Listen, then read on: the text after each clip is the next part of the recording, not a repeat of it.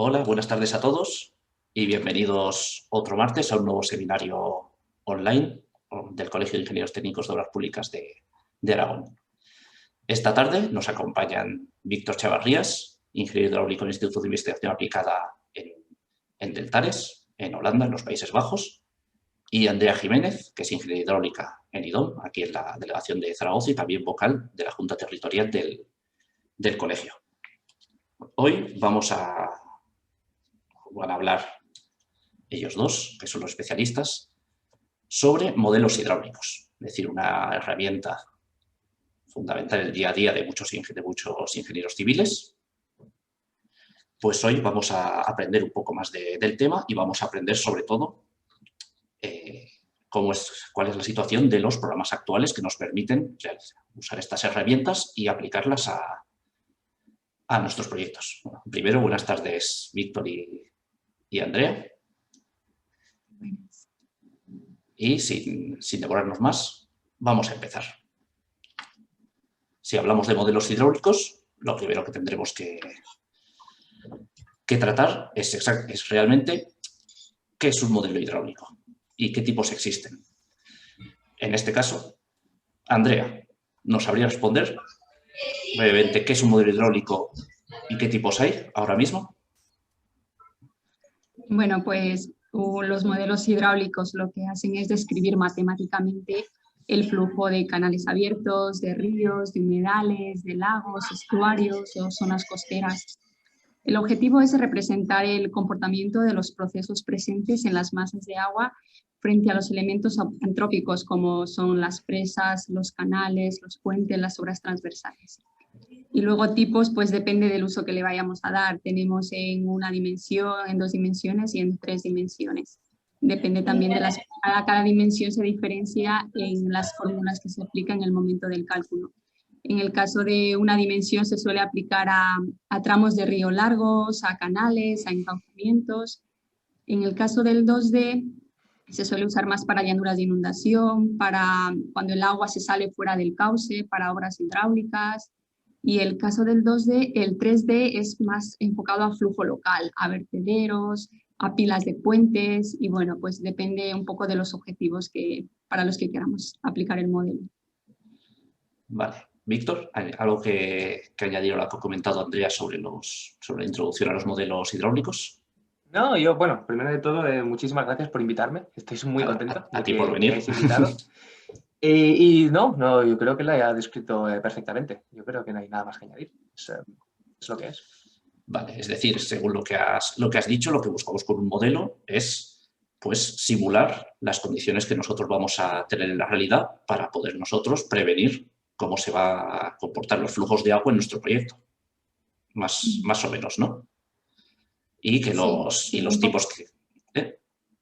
Sí, continúa. Sí, un poco los fenómenos, el transporte de, no solo el flujo, el transporte de sedimentos, también la calidad de agua, un poco todos los elementos de los que se compone la hidrodinámica fluvial. Sí, quizá lo único es, no solo es, o sea, quizá modelizas el agua porque te interesa otra cosa, ¿no? O sea, si tú quieres diseñar un rompeolas, necesitas saber qué carga hidráulica tendrá, o si quieres diseñar un dique, necesitas saber cuál será la altura del agua y tú no estás tan interesado en el flujo del agua, pero estás interesado en saber hasta dónde llegará para el diseño de una estructura, ¿no? O temas de intrusión salina, gestión de presas, este tipo de... Quizá tu interés no es en el agua directamente, pero sí indirectamente.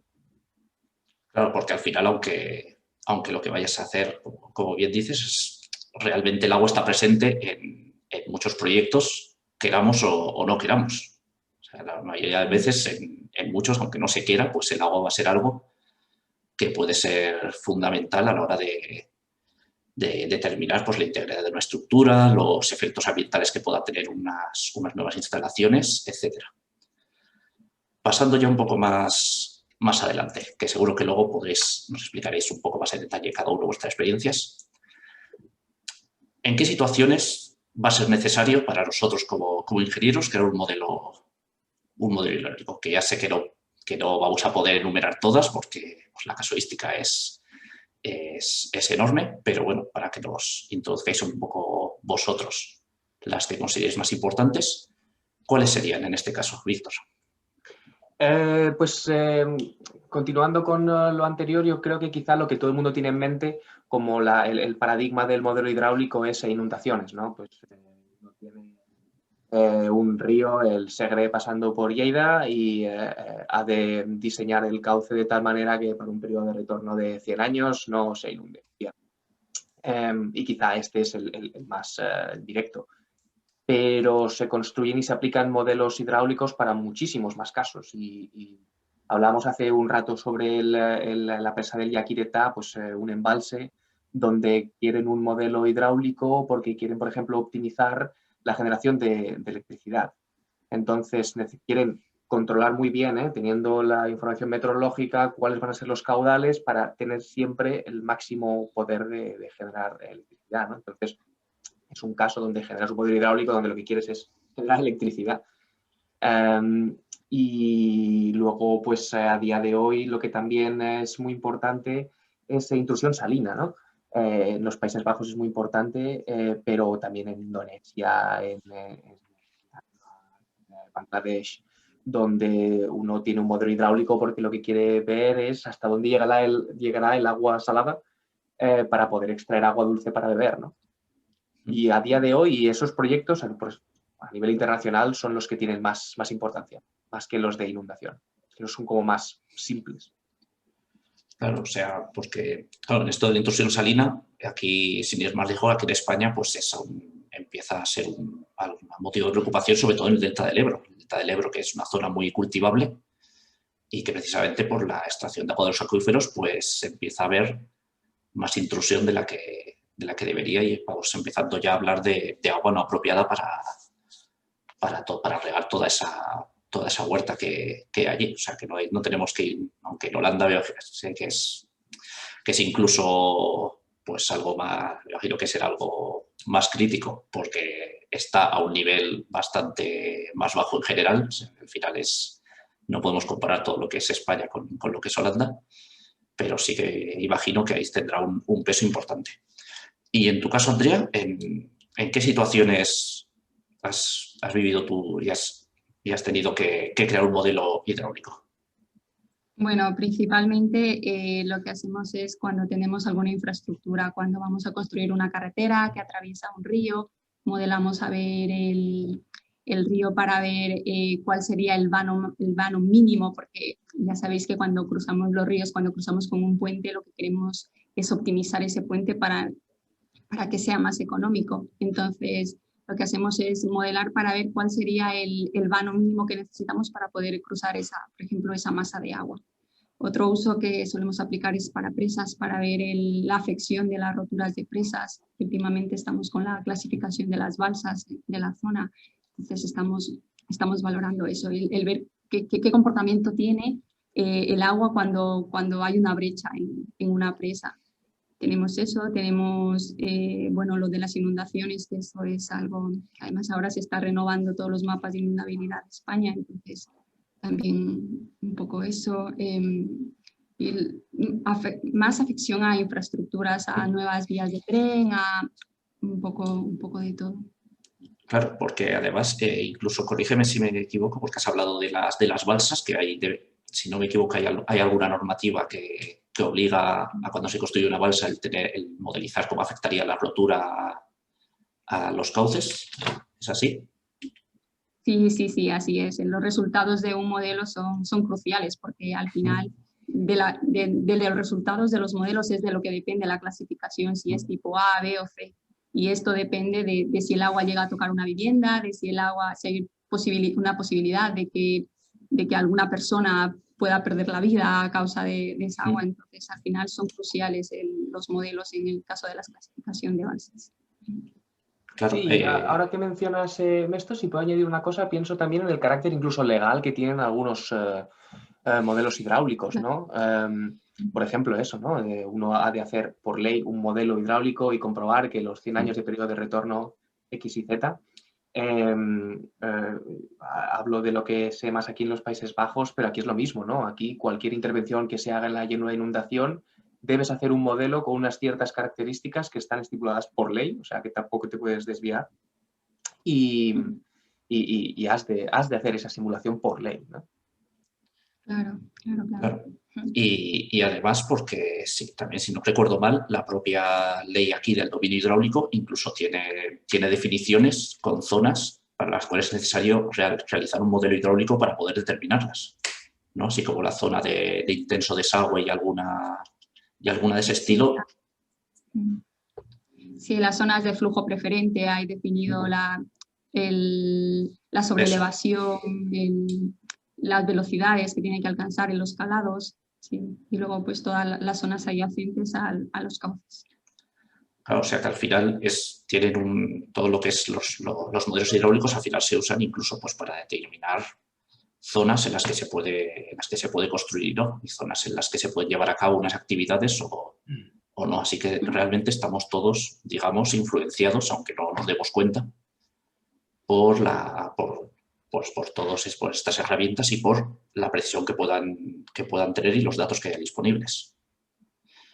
Lo que claro, nos llevaría a lo siguiente, porque para hacer un modelo, para hacer cualquier simulación, pues hace falta una serie de datos, una serie de información para que luego los resultados sean fidedignos. En este caso, ¿qué información nos haría falta para crear un modelo hidráulico? Andrea, ¿qué información has tenido que usar hay que recabar antes de ponerse a simular todo? Sí, bueno, yo creo que el dato más importante en este caso, es la topografía con la que contamos. En realidad, muchas veces partimos de modelos MDT que tienen cierta resolución. Creo que algo esencial y que suele ser poco habitual es hacer batimetrías en el cauce para conocer el fondo real del cauce, la forma real del cauce.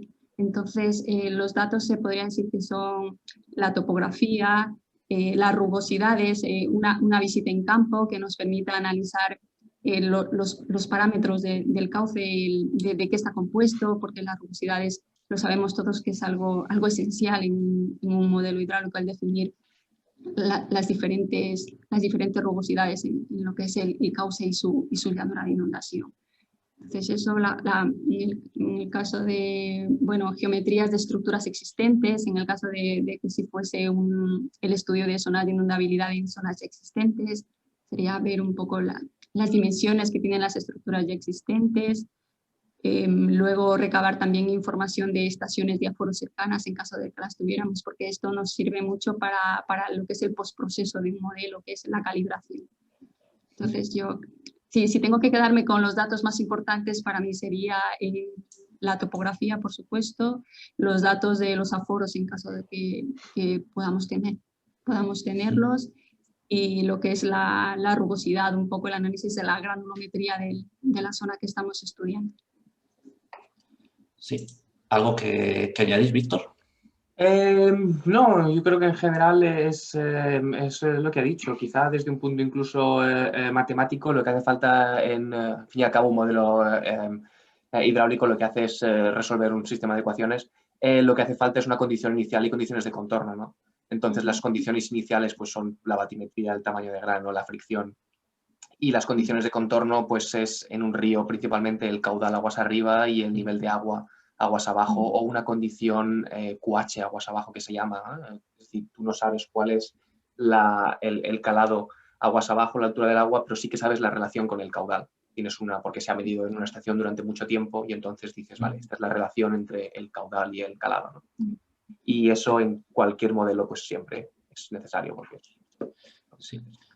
Además nos ha entrado ahora una pregunta de Paqui que viene bastante al tema, precisamente por lo que decís, es al final los datos para que él plantea un poco el tema de las tormentas de diseños. Él comenta, claro, que lo normal no es que se cuente con datos de pluviógrafos, porque aquí en España, ahora nos aclarará Andrea, que es la que tiene más experiencia aquí, realmente existe una guía que te determina a la hora de hacer tormentas de diseño las máximas lluvias diarias, ¿no?, en España peninsular, que es la que te aporta los datos, que es la que ha transformado ya los datos ya me corregirás, los datos de pluviógrafos, de los datos que se tuviesen, los ha transformado pues en una serie de parámetros para tú determinar sin estar tan influenciado. Porque claro, me imagino que tú en algún trabajo previo, pues creo que te habrás topado pues, con eso de que hay varias series de pluviógrafos según la agencia que los lleva, etcétera, y que al final pues siempre hay una incertidumbre según el que tomas, porque al final incluso estaciones que estén relativamente cercanas pues te pueden dar datos discordes y al final pues hay mucha variación entre datos de partida. ¿Qué podrías comentarnos acerca de las tormentas de diseño? Bueno, lo que solemos hacer es ir un poco a los mapas que tenemos aquí en la norma, en la IC. Entonces, lo que vamos es a los mapas a buscar bueno, está muy bien descriptizado, la verdad, porque ya viene la precipitación máxima diaria a la cual le asignamos un periodo de retorno, que es al final la lluvia de diseño con la que vamos a hacer nuestro modelo, nuestros cálculos. Entonces, yo creo que está bastante bien explicado. Y luego sí es verdad que en la norma, por ejemplo, en el caso de la rotura de presas o en el caso de las inundaciones, viene determinado a qué periodo de retorno se requiere el cálculo. En algunos casos son 100 años, en otros son 500 años. A ver, que Paqui dice que no se refería tanto a la obtención de la precipitación máxima, sino a qué duración tú escoges para la tormenta. Que dice que el CEDES indica 24 horas para estas duraciones. Bueno, la duración, normalmente lo que yo suelo hacer es fijarme un poco en el tiempo de concentración, porque al final es la que define nuestro tiempo pico. Entonces, lo que hago es asignar a la lluvia la duración mínima, tiene que ser la acorde con el tiempo de concentración, pero luego le asigno un poco más de tiempo, una lluvia más amplia. No sé si esa es. Vale, para los que somos un poco profanos en el tema, ¿el tiempo de concentración es algo que te viene también definido en la norma o es algo que lo tomas según información local o de dónde se obtiene? Sí, el tiempo de concentración depende de cada caso. Vale. Es el tiempo que tarda, se puede decir, el tiempo que tarda en llegar la gota más lejana que haya caído en la cuenca que estemos simulando, lo que tarda en llegar esa gota hasta el punto de desagüe. Entonces, eso se considera el tiempo de concentración. Vale, perfecto. Bueno, vamos avanzando, ya al final responderemos a más preguntas. Entonces, pues lo siguiente, una vez ya tenemos la información para crear nuestro modelo y hemos modelado, realmente luego, ¿cómo verificamos, cómo interpretamos los resultados de un modelo, en este caso? Es decir, una vez al final, cuando hemos ya realizado los cálculos, ¿qué nos va a devolver el modelo y cómo lo vamos a leer, Víctor? Pues quizá para entender cómo se verifican o se validan los modelos, hay que ver cómo se calibran, ¿no? Entonces, lo principal es que cuando uno genera un modelo hay que calibrarlo y validarlo. Validarlo, verificarlo. Se llama diferente. Pero lo importante es que uno ha de tener una serie temporal de medidas suficientemente larga como para poder dividirla en dos partes independientes y entonces una parte de la serie se utiliza para la calibración y otra parte para la verificación, ¿no? O validación. ¿Qué quiere decir esto? Pues un parámetro que siempre se calibra en los modelos hidráulicos es la fricción, porque es complejo y obviamente hay manuales y hay indicaciones, parámetros de cuál es la fricción según es el lecho, pero siempre hay que calibrarlo. Entonces, pues uno tiene una serie histórica del caudal que ha habido en el Ebro, en Zaragoza, en los últimos 10 años y cuál ha sido el nivel del agua. Entonces, corres el modelo con esas condiciones y calibras la fricción para que la altura de agua sea la que se ha medido. Y luego, utilizando esa fricción, sin tocar nada más en el modelo, corres la segunda parte de la serie temporal para ver si realmente ese valor de fricción que has obtenido en la calibración es válido en general o solo aplica a ese caso, ¿no? Así es como se debe hacer siempre, ¿no? Independientemente de calibrar y validar. Pero también en cuanto a qué se valida, qué variable, al fin y al cabo es en función de para qué utilizas el modelo. Si tu modelo lo vas a utilizar para el diseño de un dique y por lo tanto tu interés está en la altura de agua, pues calibras y validas con la altura de agua. Pero si tu interés es en morfodinámica y cuánto tiempo se va a llenar una presa de sedimento, pues si el nivel del agua está mal de medio metro te da bastante igual, pero lo importante es que el volumen anual de sedimento sea el correcto, ¿no? Entonces no siempre es altura de agua, sino que depende de la aplicación del modelo en que vas a calibrar y validar.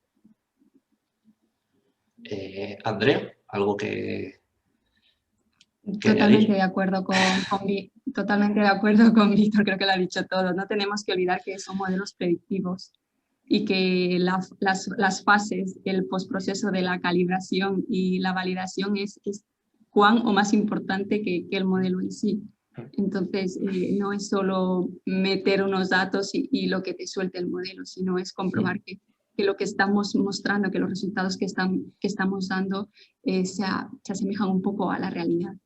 Entonces, lo que es la calibración y la validación son fases muy, muy importantes. Y si puedo añadir algo que ya es más un tema personal, de cómo lo veo yo, pero es mucho más importante que el resultado sea razonable que no perfecto. En el sentido de que, o sea, si tú me das el suficiente tiempo, te voy a calibrar lo que quieras hasta el más mínimo milímetro, pero corres el riesgo de sobreparametrizar tu modelo. Tú puedes poner calibración de la fricción espacial, puedes calibrar la difusión espacial, de forma que varía con el tiempo y con el espacio. Y puedes incluso justificarlo. Pero claro, ¿qué estás haciendo? Es decir, quizás la calibración la clavas, pero luego en la validación ves que eso no tiene ningún efecto. Y que si no utilizas esa sobrecalibración tienes la misma calidad de los resultados. Entonces es navaja de Occam. Cuanto más sencillo, la explicación más sencilla es la buena. Es tratar siempre de calibrar lo mínimo posible hasta que el modelo sea fit for purpose, que sea adecuado para las condiciones en las que vas a utilizar el modelo. Claro, es decir, nunca pecar de incluso querer dar precisión a lo que quizás incluso ni siquiera podemos. Es decir, siempre va a haber mucha incertidumbre, como habéis dicho, pues al final, sobre todo en temas fluviales y de lámina libre, pues va a estar afectando en todo momento el agua al fondo del río, pues las superficies cambian claro, si es una zona con vegetación puede cambiar mucho entre verano y entre invierno, o sea que puede haber un montón de variables ahí que quizás pecaríamos de un poco de orgullo de querer dominarlas todas al milímetro. Y ser incluso consciente de lo que uno está haciendo, ¿no? En el sentido de que un modelo matemático de lo que sea, pues te va a dar cualquier resultado con double precision, o sea, el número y 32 decimales, pero no puedes medir eso, ¿no? No puedes medir la altura del agua hasta el picómetro. Entonces no tiene ningún sentido ir hasta ese nivel de... Claro, o sea que al final es como lo que se aplica a casi todos los problemas de ingeniería en los que interviene un software, que es curarse en salud y ponerse en la situación más desfavorable y ver si incluso lo más desfavorable iríamos bien. Y entender los resultados, ¿no? Creo exacto. que es quizá lo que el cliente más quiere y es que tú entiendas los resultados. Y en cuanto a esto, es decir, en cuanto a los resultados que tú tienes de uno de estos modelos, luego existe algo parecido a una normativa, a unos estándares que te ayuden, porque obviamente hemos dicho que hay muchos problemas, pero hay algunos problemas en los que haya normativa para ayudarte a interpretar o a validar los resultados que son buenos o malos, hablando así en lo más simplista posible. Por ejemplo, pongo ejemplos. Para una intervención en la llanura de inundación, aquí en los Países Bajos, la intervención no puede causar más de 1 milímetro de curva de remanso aguas arriba de la intervención. Entonces, pues claro, en tu calibración y validación, pues 1 milímetro es tu medida estándar, ¿no? No puedes, los resultados han de tener una precisión mayor que ese milímetro, por así decirlo. Entonces la normativa te dice, oye, esta es la calidad que requieres. Vale. Y aquí en España, André, hay situaciones así que tú quieras destacar en los que pueda haber un cierto apoyo de la normativa para ayudarte a validar tus resultados.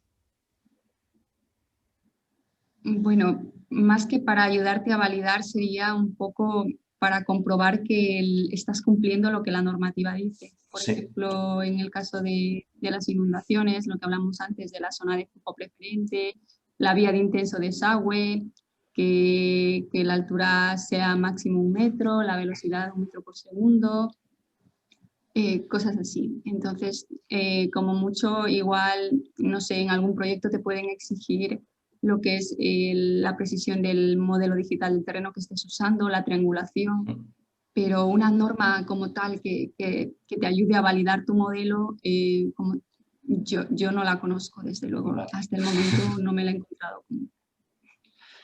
Vale, pues una vez finalizado la introducción para todos, para lo que son los modelos y tener una idea principal, pues ahora es turno de Víctor de hablarnos pues acerca de de sus experiencias en Deltares, que si me permites la comparación por la actividad que llevan, siendo un instituto de investigación, sobre todo enfocado a la hidráulica, eso sería un poco como el CEDEX, el Centro de Experimentación de Obras Públicas, pero allí en Holanda, me imagino. Y nos hablarás ahora también, imagino, del software que ahí desarrolláis, el Delft 3D. Sí. Yo creo que la comparación con el CEDEX es, sí, parecida, quizá también con lo que es el IH Cantabria, ¿no? Al fin y al cabo, Deltares es lo que antes era Delft Hydraulics, hasta hace 10 años. Entonces, ahora es privado, pero no es una empresa, es una institución. Y tiene una relación extraña con privado, pero tiene ciertas obligaciones públicas. Si el Estado holandés le pide algo, Deltares no puede decir que no. Esa es una historia. Pero bueno, lo que quiero mostrar es un poco ejemplos, ¿no? Así que llamen vuestra atención de lo interesantes que son los modelos hidráulicos y lo bonitos que son. Cualquier pregunta, interrumpidme sin ningún problema. Sí, yo voy a aprovechar esta mini pausa antes de que empieces, pues los que queráis ir preguntando en el chat, alguna meteremos, no podemos meter todas aquí en medio, que luego habrá un turno al final, ¿de acuerdo? Así que cualquier cosa yo estaré atento y si veo alguna que puede ser interesante y que se resuelva rápido, la comentaré.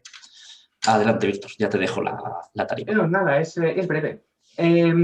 Primero, pues eso, ¿no? Mencionar que hay modelos de 1D, de 2 dimensiones, de 3 dimensiones y uno puede pensar que siempre cuanto más mejor, pero no siempre es el caso, ¿no? Pero a la vez lo más importante es que lidies con lo que lidies es flujo en lámina libre.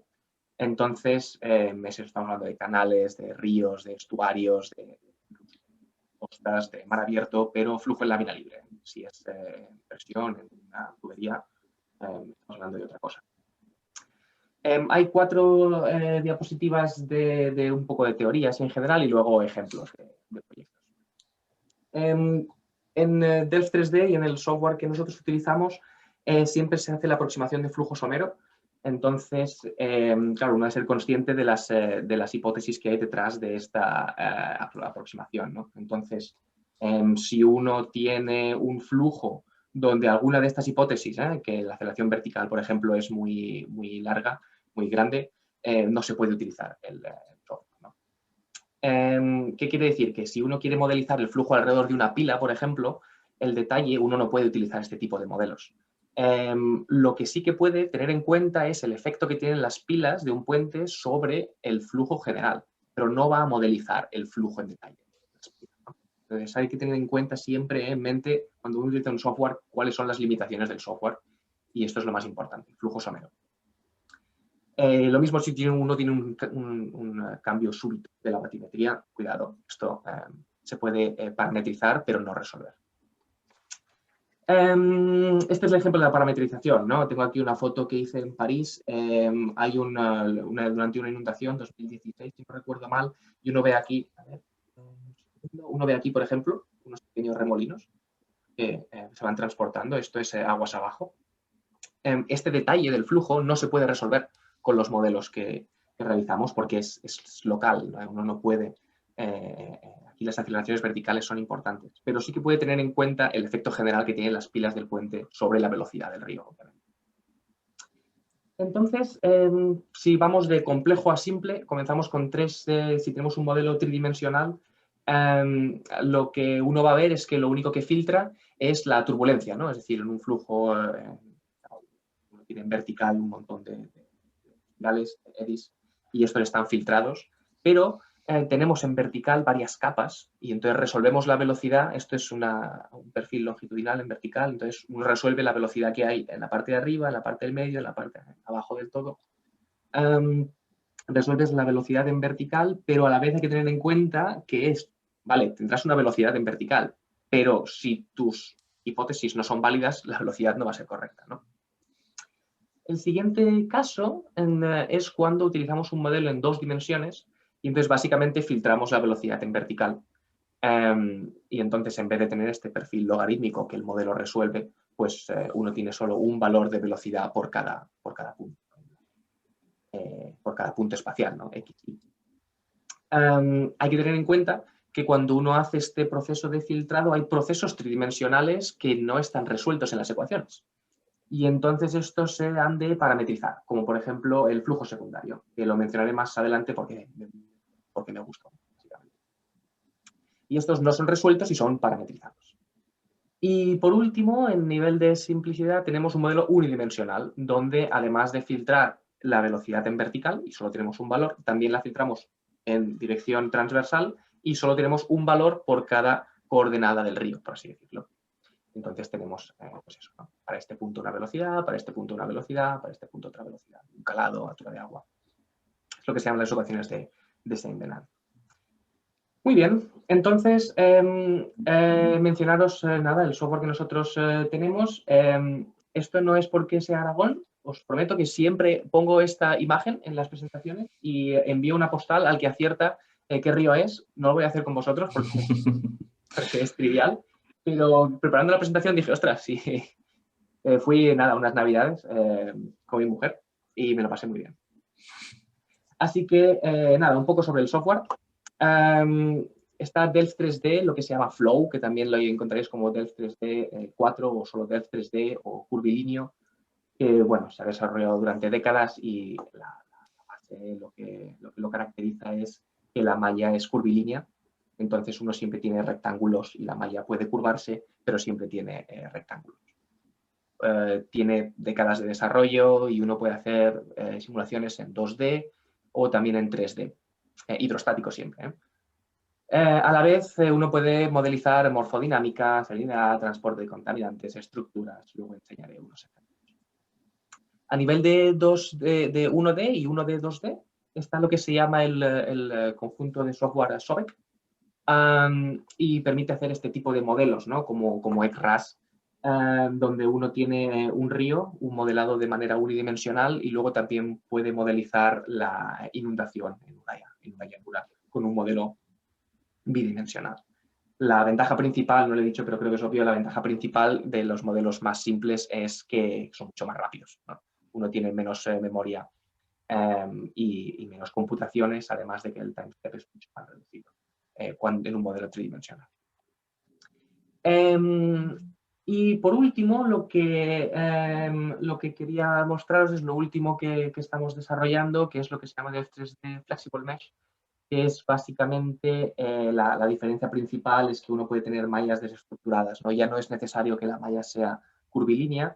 Si uno modeliza un río es simple hacer una malla curvilínea, pero por ejemplo cuando uno quiere modelizar un río con un meandro tan grande, esto es cerca de Rotterdam, y quiere hacer un modelo donde esto se pueda inundar, es imposible hacer una malla que siga el meandro y cubra toda la zona, ¿no? Entonces es la ventaja principal del último software que tenemos, que es Flexible Mesh. Además, estamos trabajando para ponerlo todo junto y que uno pueda hacer simulaciones de 1D, además de 2D y 3D, también 1D con el mismo software, ¿no? Así que, nada, esto es en general el software que tenemos y luego comunicación con otros módulos, ¿no? Real-time control para control de estructuras, de presas, de embalses, y luego Urban, incluso para conectar con modelos de alcantarillado. Y sin más dilación, pues unos cuantos ejemplos, ¿no? Para que veáis cosas en las que aplico los modelos. Esto es un ejemplo de un modelo unidimensional en Japón. Y entonces, pues, ¿por qué unidimensional, no? Pues el cliente está interesado aquí en hacer simulaciones que duren, pues eso, ¿no? 10, 15, 20 años. Uno no puede hacer una simulación en 3 dimensiones de 30 años de dominio, es imposible. Entonces, pues hacemos un modelo unidimensional y lo mismo, ¿no? El interés del cliente está en la gestión del sedimento, no en el agua, por así decirlo, ¿no? Y con este modelo podemos hacer este tipo de estudios, ¿no? Pues corremos una simulación de 10 años con todo el hidrograma y vemos aquí cuál es el impacto, cuál es el cambio en la elevación del lecho del río a lo largo del tiempo, teniendo en cuenta gestión del sedimento de las presas, ¿no? Pues si hay degradación, con aguas abajo de esta presa se ve que hay degradación, pero en este punto se hace un añadido de sedimento y se consigue que incluso en esta parte haya acreción del lecho. Este es el tipo de estudios donde 1D pues es básico. Como ejemplo en 2 dimensiones, tenemos el mismo proyecto, pero querían tener un detalle de cómo iba a ser la sedimentación en una de las presas en particular, ¿no? Pues en ese caso no hay más remedio que hacer un modelo bidimensional. Y uno ve aquí pues, cómo cambia el lecho de la zona, aquí está la presa, cómo cambia la altura del lecho tras, creo que eran 5 años de sedimento. Hay muchísimo sedimento en esta zona. Y esto requiere de un modelo bidimensional. Lo que mencionaba de flujos en meandros, muy brevemente, pero sobre el 3D y 2D, ¿no? Cuando uno tiene el flujo en un meandro, el perfil longitudinal, pues tiene este perfil logarítmico que a todo el mundo le sonará de la carrera, en la parte, básicamente arriba el agua va más rápido que abajo. Pero por el hecho de que el agua gira y hay un balance entre las fuerzas de fuerza centrípeta, hay hay un flujo secundario, ¿no? Entonces la parte superior del agua se dirige hacia afuera, mientras que la parte inferior se dirige hacia adentro, ¿no? Y entonces en un modelo tridimensional, solo en un modelo tridimensional esto se puede resolver. Aquí vemos una sección transversal, el resultado de un modelo, y aquí vemos que efectivamente la parte superior tiene una dirección opuesta a la parte inferior. Y esto solo con un modelo tridimensional puedes resolverlo. En un modelo bidimensional solo puedes parametrizarlo. Aquí lo que vemos es el perfil longitudinal, ¿no? Esta es velocidad longitudinal, este es el perfil logarítmico que todo el mundo conoce. Lo que comentaba de la parametrización. Otro ejemplo 1D, pues lo mismo, impacto a gran escala de suministro de sedimento. Este es el río, esto es el Rin, cuando entran los bajos que se bifurca y el ministerio está interesado, pues qué es lo que va a pasar en los siguientes 100 años. Y esta es la calibración que realicé. 100 años de modelización, teniendo en cuenta el sedimento que transporta el río y teniendo en cuenta lo que se ha medido del cambio de la altura del lecho, y entonces el modelo está calibrado y validado en base al transporte de sedimento y no en base a las alturas de agua, ¿no? Que para este caso es completamente irrelevante si hay 10 centímetros más o menos de agua. Pero lo importante es que el modelo sea capaz de reproducir el hecho de que, por ejemplo, aquí ha habido acreción y en esta parte ha habido erosión. Quería mostrar un ejemplo en 2D, a ver si comienza la... A ver. Este es un modelo bidimensional de lo mismo, de lo que se llama el área del estuario del río Rin y el Mosa. Entonces esto es Rotterdam, yo ahora estoy aquí sentado. Esto es Rotterdam, esto es Delft, esto es La Haya y no veremos todo, pero... este es el tipo de resultados que obtienen, ¿no? Pues un modelo bidimensional con mareas y con los caudales del río. Ahora, si veis, las flechas van cambiando de dirección. Ahora el agua está saliendo, pero luego veréis que la marea entra. Y este modelo no lo he hecho yo, este modelo lo ha hecho un compañero mío. Yo estoy involucrado en la parte de problemas. Pero básicamente este va a ser un modelo legal para el diseño de infraestructura. Este es un modelo del ministerio y va a ser un modelo, se va a convertir en un modelo legal, ¿no? Cuando uno quiera hacer una intervención va a tener que utilizar este modelo para medir qué funciona o no funciona. Y el interés, la importancia de este modelo es realmente altura de agua, es lo principal. No vamos a verlo todo, que es un poco largo, pero si alguien lo quiere, está por ahí en internet, lo pasaré. Aquí ve, esta es la parte de... Esto es water level, pero también se puede ver intrusión salina. El modelo que he hecho yo ha sido la versión tridimensional de este modelo, que a día de hoy es el modelo más grande que hemos hecho ahora en Deltares.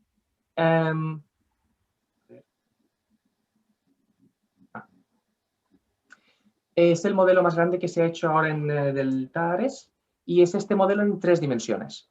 Entonces es un modelo gigantesco que lo corremos en un superordenador en Ámsterdam en 240 nodos en 5 días. Y hemos hecho este modelo porque también nos lo ha pedido el ministerio y es por intrusión salina, ¿no? En el modelo bidimensional uno modeliza la salinidad, pero no puede tener detalle porque es un proceso tridimensional, ¿no? Entonces esta es la parte del puerto de Rotterdam y aquí veis como, claro, la parte superior es agua dulce, mientras que la parte inferior es agua salina. Y aquí la calibración y la validación fue en base a la salinidad, porque esa es la importancia del modelo, y no la altura de agua. Y aquí veis, por ejemplo, perfiles. Estos, los cuadrados, son medidos y los colores de fondo son modelizados. Y aquí lo mismo. Y en eso se ha basado la calibración y la validación, ¿no? En la salinidad. Y otro ejemplo en 3 dimensiones, en este caso lo mismo, de función de embalses. Lo que veis aquí es una corriente de turbidez, creo que se llama en castellano. Ups, ahora sí. Veis como un montón de sedimento entra en la... Estos son 180 metros, esto es muy profundo, estos son 10 metros, estamos hablando de 50 metros. Y aquí vemos cómo entra y sigue, se mantiene junto, pero hay un punto donde se convierte en inestable y entonces se separa el flujo y la parte más densa esto es barro, perdón, no lo he dicho, arcillas, limos, se transportan por el fondo, mientras que la parte superior se mantiene fresca, pero lo interesante es cómo la onda rebota en la presa y luego vuelve aguas arriba, ¿no?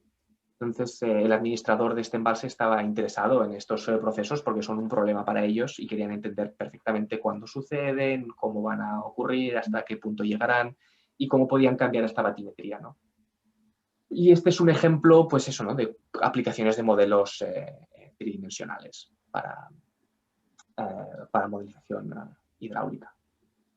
Y luego, lo último que quería comentarles, hasta aquí los ejemplos, y lo último que quería comentarles es, nada, tenemos, bueno, gestiono yo este River Lab, y donde básicamente pretendemos crear una comunidad de modelizadores. Y pues nada, hay software, hay webinars. A través de uno de estos webinars conocí a David. Todo es gratuito. Hay un foro, podéis acceder a modelos que proporcionamos gratis. Y lo mismo, ¿no? Si a alguien le parece interesante, quiere modelizar o quiere tener ejemplos o algo así, pues no dudéis en poneros en contacto. Y siempre se puede hacer algo, ¿no? La respuesta por defecto siempre hay algo. Y espero no haberme extendido demasiado, con esto acabo. Y por favor no dudéis en poneros en contacto conmigo, cualquier duda, historia que queráis hacer, siempre se puede hacer. Muy bien. Muchas gracias, Víctor. Pues ahora ya conocemos un poco más acerca pues, del programa Delft y de los trabajos que se pueden realizar con él. Trabajos, la verdad, muy impresionantes. Y me imagino que el llevarlos a cabo, pues claro, lo que has enseñado de estos modelos de Rotterdam ha requerido un esfuerzo computacional. Imagino que, vamos, faraónico, un poco por decirlo, por intentar medirlo. Pues ahora en el siguiente, ahora nos va a hablar Andrea y vamos a hablar, pues ya no tanto de estos grandes modelos que nos has hablado, sino Andrea más, que se especializa pues en la aplicación de modelos hidráulicos en proyectos de construcción. Es decir, al final muchos proyectos de construcción van a necesitar de una serie de simulaciones para ver cómo interactúa el agua con nosotros, incluso para verificar si cumple con las condiciones de seguridad que establecen las normas. Así que cuando quieras, Andrea, puedes empezar.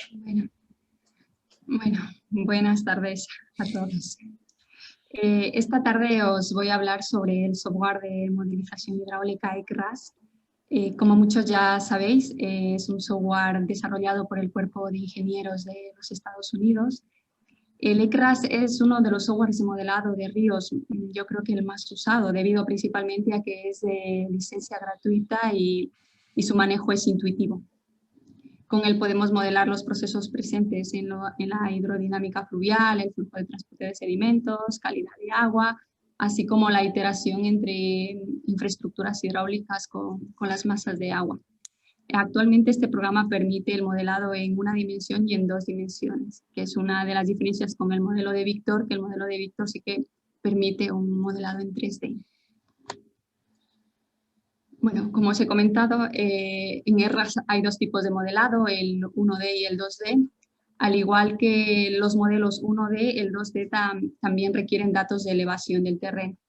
Sin embargo, estos datos aportan diferentes formas. En el 1D es necesaria la definición de secciones transversales, como podéis observar en esta, que se necesita, aquí lo que vemos es diferentes secciones transversales y esta es la definición de las secciones.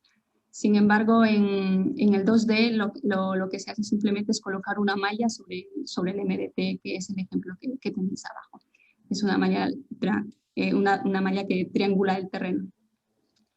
En los últimos tiempos estamos observando que la tendencia es hacia los modelos 2D, por los siguientes motivos. Primero, porque presentan mejores resultados. Su implementación no requiere el empleo de otros programas, como sería el caso de generación de secciones transversales, que es en el caso del 1D, que se tenía que ir a otras herramientas GIS, como el QGIS o el RASMapper. Otra ventaja por la que ahora se está empleando más el 2D es por los tipos de ordenadores que tenemos hoy en día, porque nuestros ordenadores son más potentes, por lo tanto los tiempos de modelado son menores. Y aunque el modelado 2D ahora tenga como más popularidad, en realidad ha existido hace mucho tiempo, aunque RAS no lo tenía implementado hasta la versión 5. Sin embargo, eso era una de las ventajas que tenía el programa IBER, que sí que tiene una modelización 2D. Bueno, y eso que anteriormente no se usaba el modelado 2D más relacionado a los tiempos computacionales, que ahora pues con las mejoras de los ordenadores ya no es el caso. Bueno, en esta ocasión voy a centrar la presentación en la última versión de RAS, que es la versión 6.0 que salió este año, la cual presenta unas mejoras significativas. Bueno, una de las principales ventajas que tiene RAS, como he comentado, es el uso intuitivo del programa, que permite al modelador centrarse en otras fases del postproceso, como la calibración y la validación, que habíamos comentado antes. Luego la última versión, la 6.0, permite el modelado de puentes, transporte de sedimentos e infiltración. El modelado de puentes era una de las grandes carencias que tenía el 2D en versiones anteriores.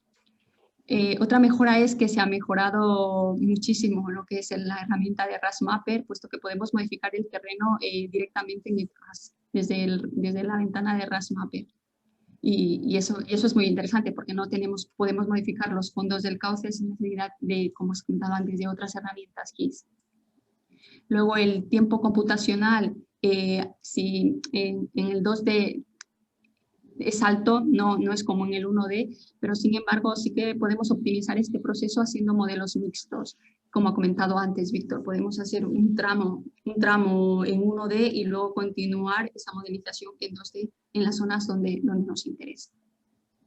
Luego otra mejora una mejora importante es la implementación de varios valores de Manning. Antes en el 1D se limitaba a 3 zonas, a lo que es el cauce principal, el margen del lecho y el margen izquierdo. Sin embargo, ahora podemos definir hasta 10 robusticidades diferentes, que esto en el estudio de llanuras de inundación es bastante importante. Otra cosa que ha mejorado es la visualización. Ahora hay un visor 3D. Cabe recalcar, como he comentado, que esto es un visor 3D, no es modelado en 3D. Y la última ventaja, y no por ello la menos importante, es que este software, al ser uno de los más usados, existe una gran variedad de recursos en la red. Esto es muy importante, puesto que al no existir un soporte técnico como el que se dispone con un programa de pago, permite al modelador encontrar soluciones a problemas que probablemente a otros usuarios ya les han ocurrido.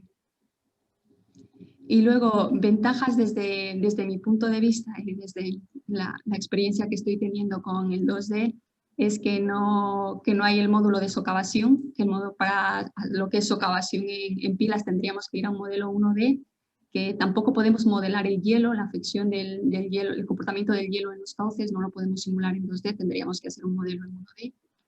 Y luego la presentación de resultados en 2D, yo creo que es bastante mejorable. Aunque en planta, cuando representamos las envolventes de calado y de velocidades, sí que es muy visual, yo echo de menos de cara a los informes el poder generar secciones transversales representativas como las que tenemos en el 1D. Y luego una desventaja, por supuesto, es no tener soporte técnico, que nos ocurra un error y poder llamar a alguien a pedir ayuda. Bueno, ahora os voy después de esta pequeña introducción de las cosas buenas y malas que tiene GRASS, os voy a mostrar diversos ejemplos donde hemos aplicado la modelización. En este caso os muestro lo que sería una rotura de un embalse. No sé, a ver, con el ratón, en esta zona lo que veis aquí es el embalse y luego esta es la rotura. Como veis aquí hay una población. Aquí lo que estamos analizando es que en el momento de una rotura, cuando se produce la brecha, en esta zona podéis ver que es donde está. Esto es una emoliente de velocidades y calados. Es donde se produce el peor escenario, por supuesto. Y luego cómo avanza la mancha de inundación hasta afectar a la población. Esto es la misma gráfica, pero con la envolvente de velocidades, donde también podéis observar las máximas velocidades donde se producen muy cerca de la rotura del embalse. Este es otra de las aplicaciones de GRASS, que lo que hacemos es la simulación del comportamiento del flujo al encontrarse como obstáculo. En el caso de 2D, con la nueva versión, como os he comentado que antes no podíamos meter puentes y ahora sí, tenemos dos opciones. Una de ellas es modificar el MDT, que desde RASmapper podemos modificar el MDT, que es el caso de esta imagen que estáis viendo. En este caso tenéis un puente de 3 vanos con 2 pilas centrales y lo que hemos simulado es para una lluvia de 100 años, hemos comprobado que el agua llega a tocar lo que son los estribos del puente. Entonces esto sería una de las aplicaciones, sería ver cómo el comportamiento del flujo con esta infraestructura. Esta sería una de las formas de introducir puentes en 2D.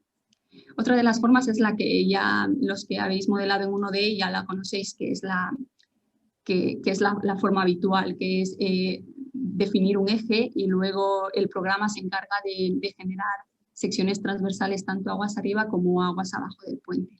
Esto es la forma típica que tenemos los que hemos empleado 1D, que es definir el tablero y definir la localización de las pilas.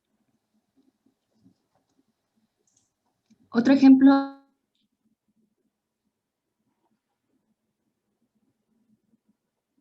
A ver, que parece que hemos perdido un momento a Andrea. A ver, que imagino tendrá algún problema de wifi. Bueno, mientras tanto, si te parece, Víctor, vamos un poco hasta que vuelva. Sí, claro. Así nos adelantamos, porque realmente, claro, estamos viendo... A ver, Andrea, te hemos perdido durante unos segundos. Ah, vale. Perdonad, que es que el internet va un poco regular hoy. No sé dónde me da marcha tras 20 segundos y vuelve. Vale. Bueno, continúo con esta presentación. Vale, ok. Bueno, lo que comentaba, este es un ejemplo de obras lineales. Lo que hemos hecho es exportar el punto TIFF desde AutoCAD, el modelo digital del terreno de todo lo que es la infraestructura, que es la línea recta que veis aquí. Esto es el rail en este caso. Y lo que hemos hecho es fusionarlo al MDT del terreno existente. Esto se hace directamente en RASmapper, que esto es una ventaja, la verdad es que esto es una gran mejora. Bueno, no mejora porque ya existía en versiones anteriores, pero se agradece mucho. Entonces lo que hemos hecho aquí es analizar cómo afectaría el río que va de norte a sur, cómo afectaría esta obra lineal. Lo que hemos comprobado es que hace un efecto barrera, porque veis aquí que en el margen derecho en el margen izquierdo, perdón, del río, cómo se sale, cómo llega un momento en que la sección que le hemos dejado, porque esta abertura sería lo que sería el puente, el marco, la zona que hemos dejado no es suficiente para no afectar el cauce. Este es otro ejemplo de obra lineal. En este caso, lo que se propone es que las tres, en este caso son 3 obras de drenaje, 3 marcos. La propuesta es llevarlos a la zona donde la vena del cauce está más comprimida. Lo que veis aquí, porque al final lo que se busca siempre son las zonas menores para intentar optimizar lo que es la infraestructura. Esto es la mancha de inundación aguas arriba y esto es el cauce. Otra de las aplicaciones es simular rotura de balsas. En este caso la balsa está aquí, se ve muy pequeñito, pero en esta podéis observar, en este caso es la envolvente de velocidades máximas. Podéis observar que justo después de la rotura de la balsa es donde mayores velocidades hay y luego conforme va avanzando las velocidades van disminuyendo. Una cosa nueva de la última versión es que tiene un acceso directo para lo que es la definición de la brecha de la rotura de la balsa.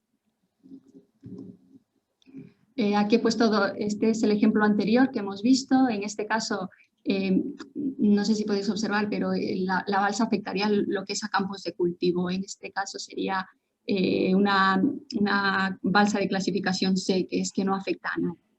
Y tenemos el caso opuesto en el lado derecho, que es una rotura de una balsa que, aunque esté alejada, todo esto tiene una longitud de aproximadamente 7 kilómetros. Aunque esté muy alejada de la población, una vez que se simuló, se concluyó que toda esta agua al final va hacia la población. Entonces, esta balsa, su clasificación sería mucho más alta, porque hay en peligro vidas humanas. Otro ejemplo que sería donde aplicamos ECRAS sería el encauzamiento de ríos o el desvío de ríos. En el ejemplo se muestra cómo hemos desviado un barranco existente, porque se va a construir en esta zona esto va a ser una nueva urbanización, el barranco viene por aquí, esto es la envolvente de calados, y en esta zona, aunque no se aprecia mucho porque quería mostraros un poco el efecto 3D que ahora ofrece ECRAS, lo que hemos hecho es diseñar un canal que va perimetralmente a la urbanización. Y claramente funciona el canal puesto que el agua no ha desbordado. El agua desaparece aquí y luego ya va a aparecer aguas abajo. Otro ejemplo de desvío de cauce sería este, en el caso de una obra lineal. En este caso simulamos aquí una vía y lo que hacemos para optimizar el vano de este puente es desviar el río. Bueno, en este caso no es un río, porque claramente un río no se puede desviar a placer, sino es un canal. Al canal hemos desviado para que el cruce con la obra lineal sea perpendicular y poder optimizar lo que es la infraestructura. Y luego ya vuelve otra vez a su cauce normal. En este caso es un ejemplo en por eso veis las líneas verdes, que sería lo equivalente a las secciones transversales. Y luego otro uso es la definición de puntos bajos. En la imagen de la izquierda podéis ver un modelo que se realizó para ver las obras de drenaje que eran necesarias en un parque eólico en Australia. Y el vial propuesto es perimetral. El vial propuesto viene por aquí. Entonces, inicialmente definimos las subcuencas y luego a esas subcuencas le añadimos los puntos bajos. Los círculos, como podéis ver, estos círculos representan las obras de drenaje que íbamos a colocar debajo del vial. En este caso lo que hicimos fue simular a ver qué comportamiento iba a tener, qué comportamiento real iba a tener el cauce. Y no sé si apreciáis aquí cómo las partículas vienen, aquí encuentra un punto bajo y todo el agua proveniente de esta subcuenca en realidad viene a esta obra de drenaje. Por lo tanto, esta que tenemos aquí pintada no iba a entrar nunca en uso, no iba a realizar la función para la que había sido diseñada. Luego otra función de definición de puntos bajos sería este que muestro aquí en la imagen de abajo. En este caso, esto no es un cauce definido, simplemente es una llanura. Y lo que hemos hecho es simular una lluvia, no un caudal. La condición de contorno en este caso no ha sido un caudal determinado, sino ha sido una lluvia. Con la lluvia nos ha mostrado que en este caso cerca del rail hay un punto bajo. Y en este punto bajo el rail iba a ser de barrera, entonces lo que se optó es por hacer lo que dice aquí, que es una obra de drenaje, para que dé continuidad a esa agua. Como os comento, este no es un cauce definido como tal, simplemente es una llanura donde se produce un punto bajo. Esto es lo que os he mostrado. Y bueno, quería acabar esta presentación con una imagen del visor 3D, que aunque, como os comenté, para mí es una desventaja del 2D, el de cómo muestra los resultados de cara a los informes. Sin embargo, este visor sí que aporta un plus de cara a mostrar al cliente o también añadir estas imágenes a los informes. En este caso he cogido un ejemplo de los que vienen en ECRAS, que se ven montañas muy abruptas algo de lo que en los proyectos en los que estoy ahora son bastante planos, por lo tanto no tenía cómo mostraros estos valles tan bonitos. Y bueno, agradeceros. He realizado un resumen de todas las posibles, las múltiples aplicaciones. No os he mostrado nada de transporte de sedimentos ni de calidad de aguas. Me hubiese gustado meterme un poco más en lo que es las tripas del programa, pero bueno, gracias por vuestra presencia y al colegio por organizar esto. Y si tenéis alguna duda, por supuesto, estoy aquí. Muchas gracias, Andrea, por la presentación. Bueno, pues como ahora vamos a tener unos minutos para que cualquiera de los asistentes va a poder realizar las preguntas que quieran, ¿vale? Las podéis poner a través del chat, aprovechad que tenéis aquí a Andrea y a Víctor, que muchas veces podéis tenerlos juntos para preguntarles cualquier cosa y que os den cada uno el punto de vista. Y claro, yo iba a comentar, estábamos aprovechando antes cuando ha habido el fallito de conexión, que claro, hemos visto dos programas, que son dos programas que aunque se podría decir que se usan ambos para hacer modelos hidráulicos, pero vemos que son una variación de potencia pues bastante grande. Obviamente el DEFT es un programa creado para problemas mucho más avanzados, mientras que se ve que el ECRAS es un programa pues creado con una interfaz, además que se veía lo que has enseñado, pues bastante simple, bastante intuitiva para poder aplicarlo rápidamente a proyectos que son pues el día a día de lo que tienen la mayoría de los ingenieros. Es decir, tenemos un poco la cara y la cruz de lo que podría ser necesario. Habrá muchas ocasiones en las que con el ECRAS te pueda bastar para realizar tu modelo, y más con lo que he explicado y que ahora ya tiene también el 2D, pero obviamente en algunos casos pues el ECRAS se nos quedaría corto y habría que recurrir a otros programas más avanzados como el que nos ha presentado Víctor. En este caso, pues os voy a lanzar la pregunta a los dos, así a poneros en un brete. ¿En qué casos vosotros no utilizaríais o sea, tú, Víctor, has presentado el DEF 3D y tú, Andrea, el ECRAS, pues ¿en qué casos vosotros dejaríais de lado el programa que conocéis y os lanzaríais con el otro? ¿Para qué problemas? Si puedo empezar yo creo que la grandísima ventaja que tiene ECRAS es que es extremadamente fácil e intuitivo. Si uno se compra un ordenador ahora y en 10 minutos puede tener una simulación con ECRAS hecha, porque coges, te lo descargas, instalas y en 4 clics tienes una simulación hecha, ¿no? Y eso es imbatible. Lo que yo veo es lo que tiene Delft 3D, sobre todo es para nosotros, ¿no? Porque al fin y al cabo es como nuestro software y es que nosotros hacemos con el software lo que queremos, ¿no? Entonces, si el cliente dice, es que yo quiero hacer una cosa que no se ha hecho nunca, no te preocupes que lo implementaremos en el software, ¿no? Entonces podemos hacer mucho más pues a detalle y a petición. En Delft 3D, una calidad que tiene es que tiene muchísimas más cosas que lo que dice el manual, porque se han implementado cosas para proyectos que están disponibles solo si sabes que están disponibles. Pero a nivel de usabilidad, por así decirlo, es innegable. Además del hecho de que es gratis.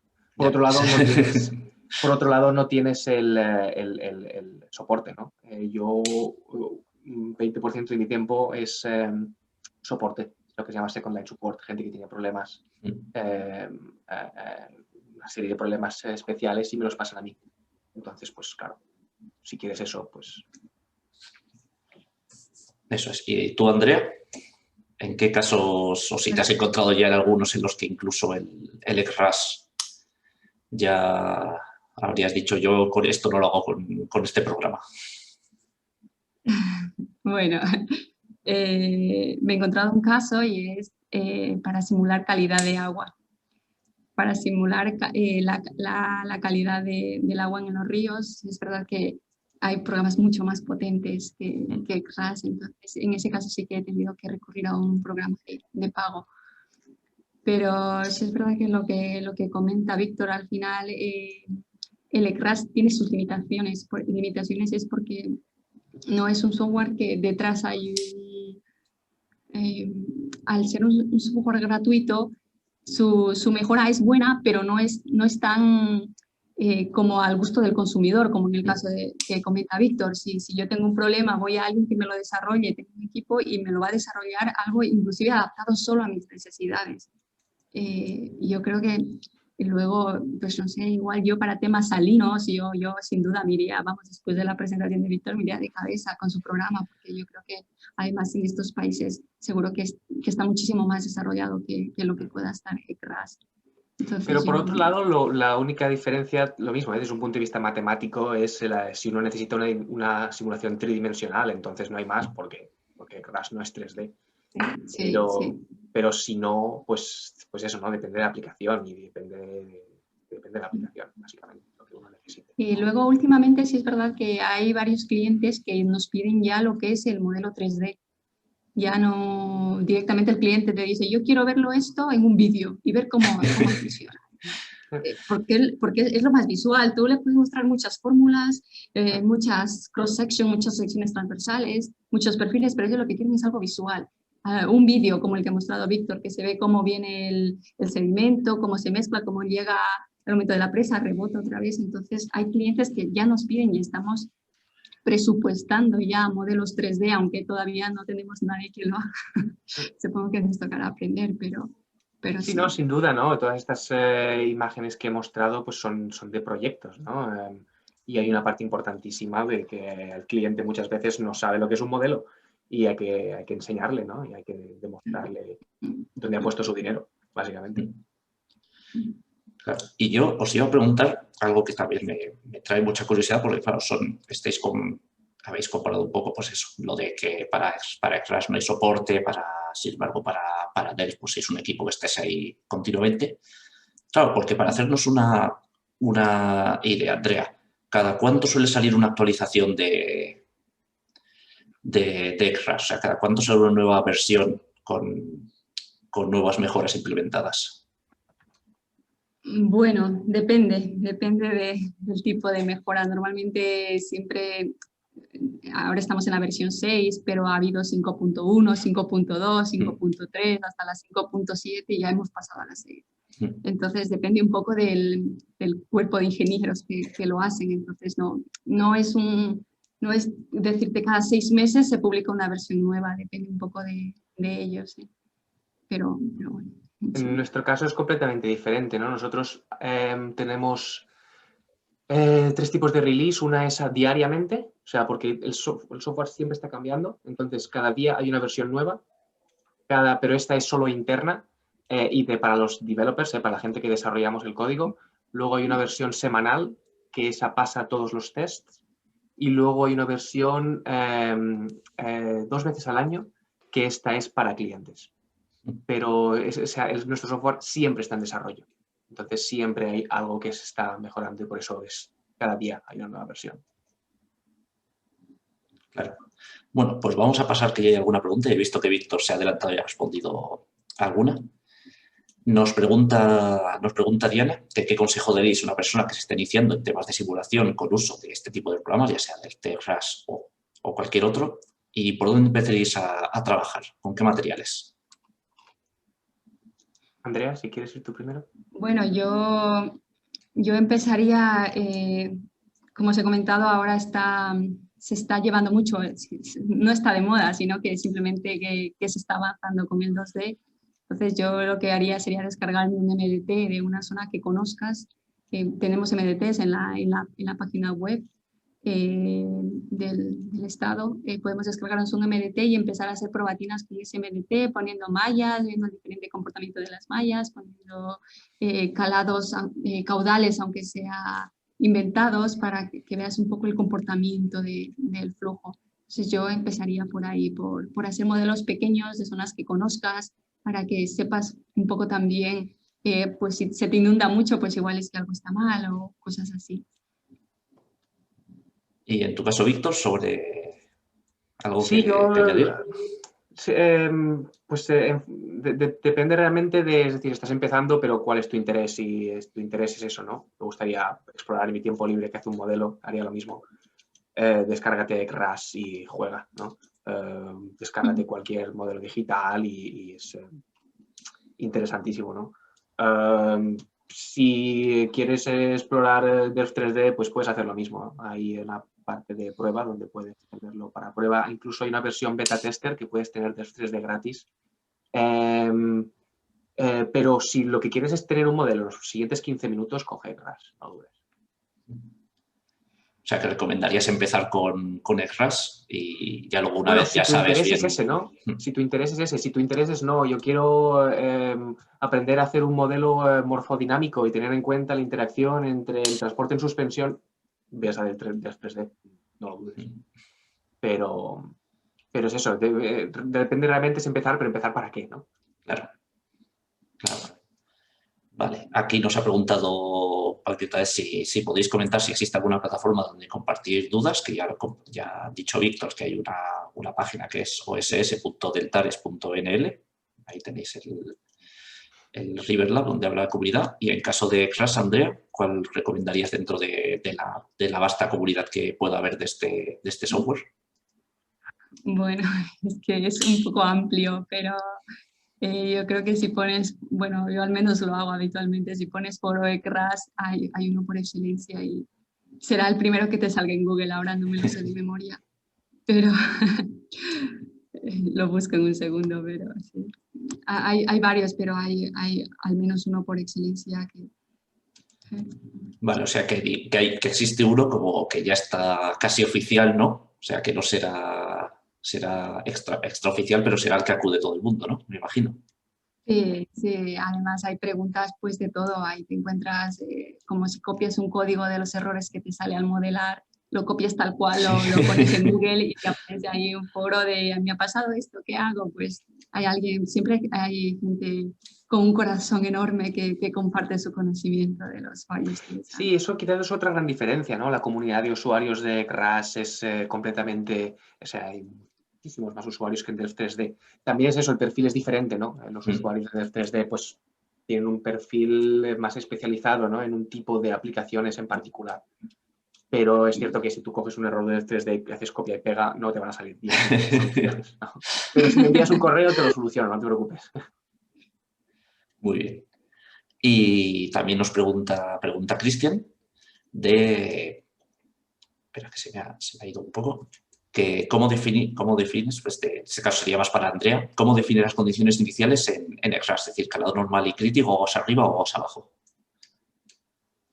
¿Cómo defino? Pues depende de los datos que tengamos. En el caso de si tenemos el calado, por ejemplo, si tenemos un linímetro casualmente donde tenemos nuestra condición inicial, pues podemos poner como condición de contorno el calado. Luego si aguas arriba lo que tenemos es un vertedero, sí, perdón, que se me ha venido. Vertedero, ¿no? Algún elemento de control, pues sí que puedes partir de un calado crítico. Luego también está lo que es la normal depth, la pendiente del cauce, también sirve como condición de contorno, tanto de entrada como de salida.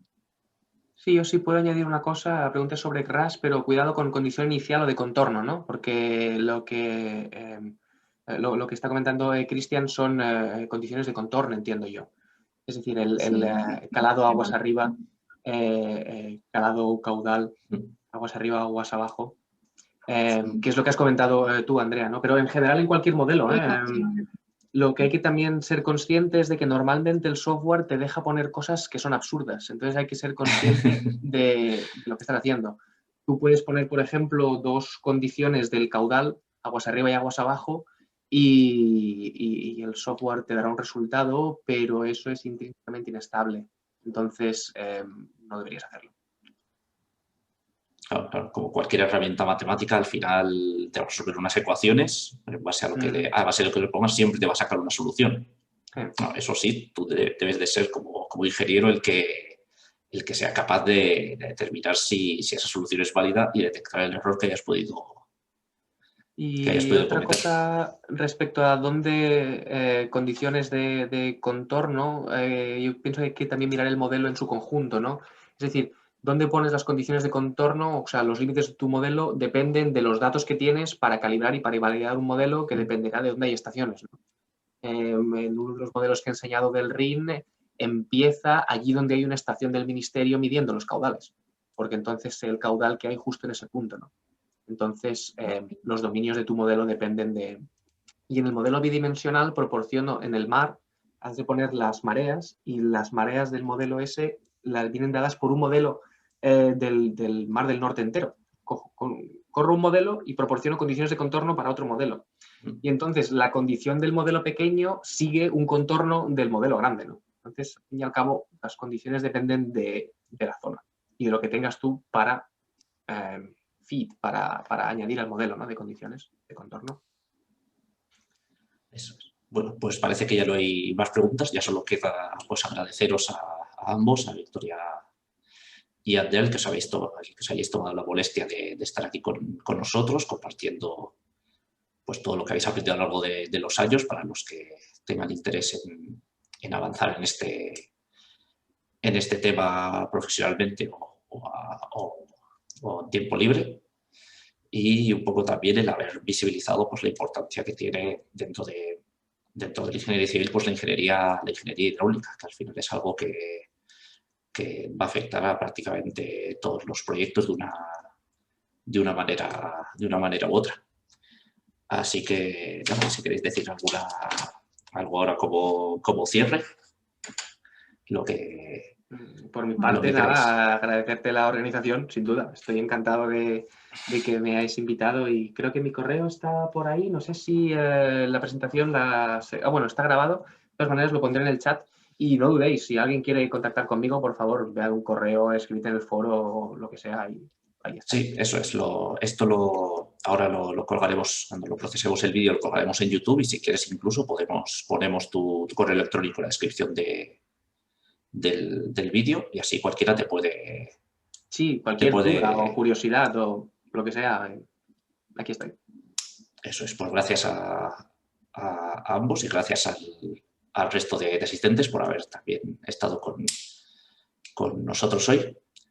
Y espero que nos podamos ver en próximos seminarios. Y lo dicho, Víctor y Andrea, pues Andrea, como ya es de aquí, ya sabe que la puerta está abierta, y Víctor, tú siempre para cualquier cosa que quieras. Volveré a Zaragoza. Y si pasas por Zaragoza, pues avisa, y así nos vemos, y así te enseño, Andrea, un poco cómo domamos el Ebro aquí en la capital. Muy bien, pues buenas tardes a todos y nos vemos próximamente. Gracias. Hasta luego. Hasta luego, un saludo. Hasta luego. Gracias.